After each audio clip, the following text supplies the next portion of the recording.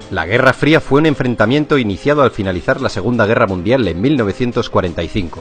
El fin de la guerra supuso el fin de la hegemonía de Europa. Dos potencias tomaron el relevo: Estados Unidos y la Unión Soviética, liderando dos bloques con sus propias alianzas y estados satélites: el llamado bloque occidental capitalista y el bloque del este comunista. ¿Por qué se llamó Guerra Fría? Porque ninguno de los dos bloques tomó nunca acciones directas contra el otro. No fue una guerra al uso, aunque sí hubo conflictos derivados y guerras subsidiarias. Las razones de este enfrentamiento fueron esencialmente ideológicas, políticas, económicas y propagandísticas. La Unión Soviética financió y respaldó revoluciones y gobiernos socialistas, mientras que Estados Unidos también dio abierto apoyo y propagó desestabilizaciones y golpes de Estado en Latinoamérica.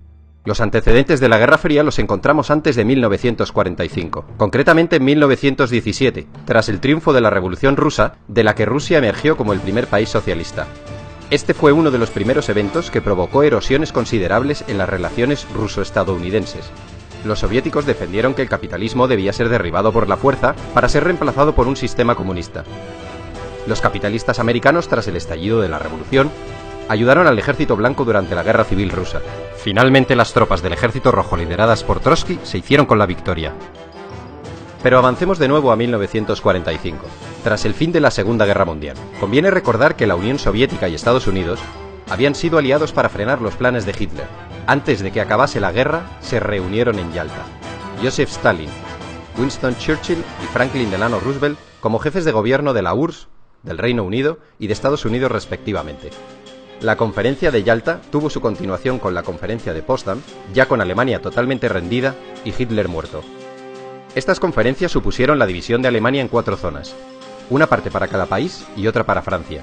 También se trataron asuntos sobre el desarme, desmilitarización, devolución de territorios anexionados por Alemania, la persecución de los militares de guerra nazis y la creación de las Naciones Unidas.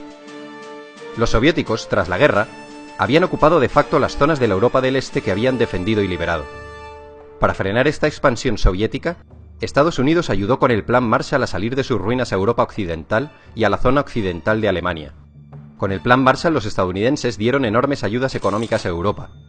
El plan estuvo operativo durante 4 años desde 1948.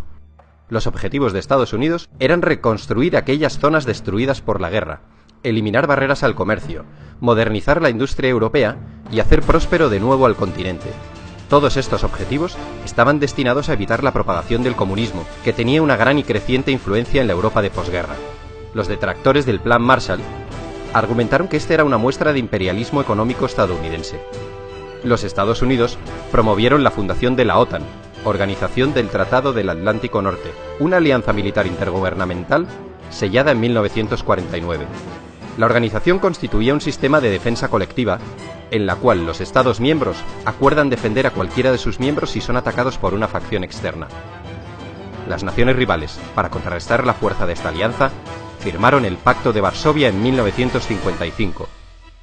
Finalmente, Berlín, Europa y el mundo quedaron divididos por el telón de acero. Esta expresión es de Churchill. En 1949, el Ejército Rojo de Mao Zedong se proclama vencedor de la Guerra Civil China tras derrotar a los nacionalistas del Kuomintang, que contaban con el respaldo de Estados Unidos. Inmediatamente, la Unión Soviética establece una alianza con los vencedores, que habían creado un nuevo Estado comunista con la denominación de República Popular China. Al año siguiente, Stalin se vio sorprendido por la participación de tropas estadounidenses en la defensa de Corea del Sur, que había sido invadida por los comunistas de Corea del Norte. El alto el fuego llegó en 1953. Stalin había fallecido ese mismo año. Le sucederá Nikita Khrushchev. Volvamos al telón de acero en Europa. En los 5 años posteriores a la Segunda Guerra Mundial, un total de 15 millones de personas emigraron del este al oeste. Este hecho hizo que el bloque soviético llevara a cabo un bloqueo efectivo de la emigración en 1950. Hubo un control férreo de pasaportes para que la gente no se pasase de un bloque a otro. La frontera en Berlín, ciudad que estaba repartida, era un coladero, y muchas personas se pasaban del lado comunista al lado capitalista. Este hecho hizo que se construyese el Muro de Berlín en 1961.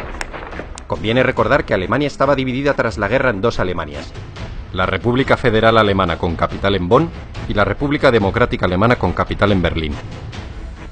Esta división del mundo en dos bloques se sostenía por el riesgo de que las potencias se aniquilasen unas a otras en una guerra nuclear, lo que obligó a ambos frentes a actuar con mucha cautela en las zonas más conflictivas. Solo en una ocasión estuvo a punto de estallar el conflicto, tras el derrocamiento del militar Batista en Cuba por parte de Fidel Castro. Estados Unidos trató de realizar una invasión de Cuba que fracasó. En 1962 ocurrió la llamada crisis de los misiles, cuando el presidente Kennedy castigó con un bloqueo a Cuba por el asunto de los barcos soviéticos cargados con misiles y dirigidos contra Estados Unidos. En el último momento, Khrushchev, jefe del partido y del gobierno soviético, cedió, y los barcos cambiaron de rumbo. Estados Unidos también había entrado en la guerra del Vietnam, que a la postre acabó siendo otro duro revés en la historia norteamericana, una experiencia de fracaso, desgaste y frustración. Este conflicto enfrentó a los Estados Unidos y el gobierno de Vietnam del Sur por un lado, contra Vietnam del Norte y las guerrillas comunistas que actuaban en Vietnam del Sur por otro. La guerra terminó extendiéndose también a Laos y Camboya. La Guerra Fría también fue espionaje, inspección recíproca, conferencias, crisis y soluciones diplomáticas. Y no nos olvidemos de la carrera espacial, una competición entre Estados Unidos y la Unión Soviética que derivó en una exhibición de poderío y musculatura. Los rusos pusieron en órbita el satélite Sputnik en 1957. Inmediatamente los americanos respondieron con su Explorer 1 en 1958. Era una cuestión de prestigio. Cuando los rusos enviaron a su primer hombre al espacio, los americanos les mojaron la oreja enviando una nave tripulada a la Luna.